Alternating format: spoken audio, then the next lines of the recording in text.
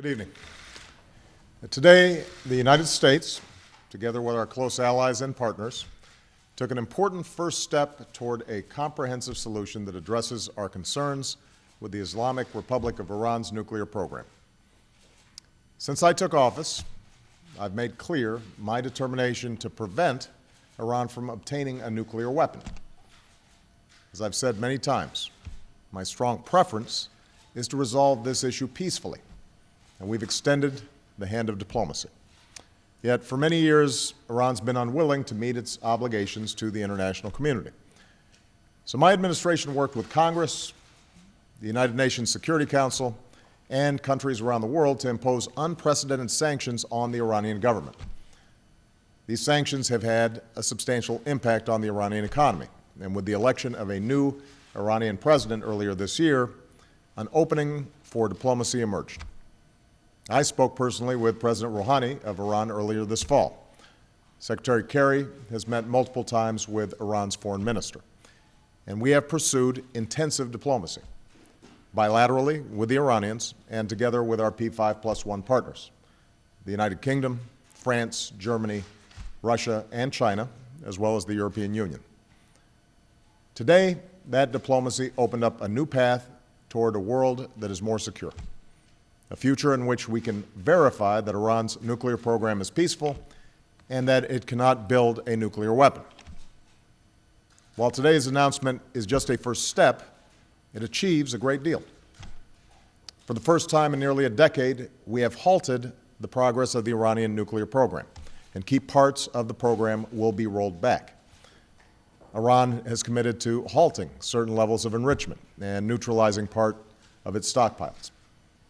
Iran cannot use its next-generation centrifuges, which are used for enriching uranium. Iran cannot install or start up new centrifuges, and its production of centrifuges will be limited.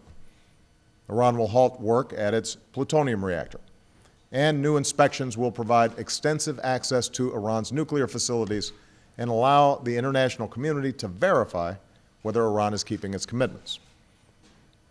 These are substantial limitations which will help prevent Iran from building a nuclear weapon. Simply put, they cut off Iran's most likely paths to a bomb. Meanwhile, this first step will create time and space over the next 6 months for more negotiations to fully address our comprehensive concerns about the Iranian program. And because of this agreement, Iran cannot use negotiations as cover to advance its program. On our side, the United States and our friends and allies have agreed to provide Iran with modest relief while continuing to apply our toughest sanctions. We will refrain from imposing new sanctions, and we will allow the Iranian government access to a portion of the revenue that they have been denied through sanctions. But the broader architecture of sanctions will remain in place, and we will continue to enforce them vigorously.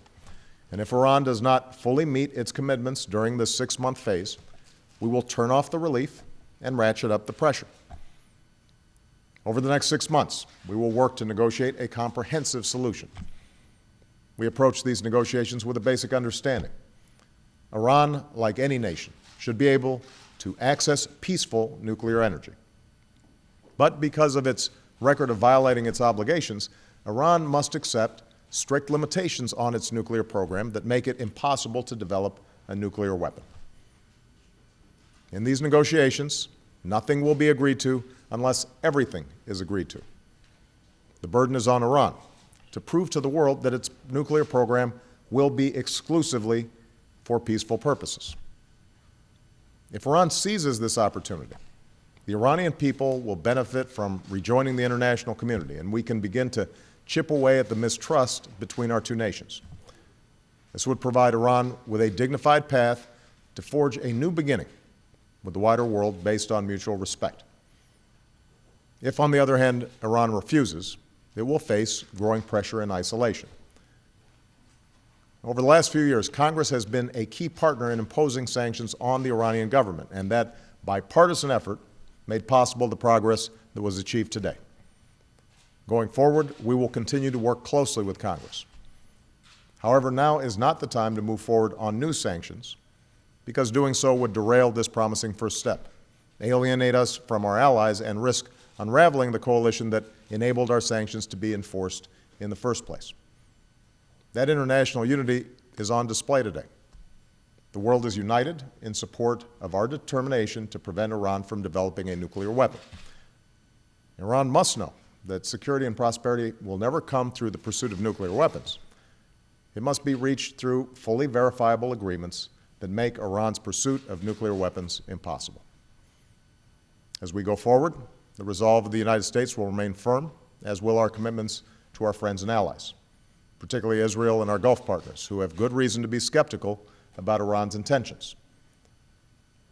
Ultimately, only diplomacy can bring about a durable solution to the challenge posed by Iran's nuclear program.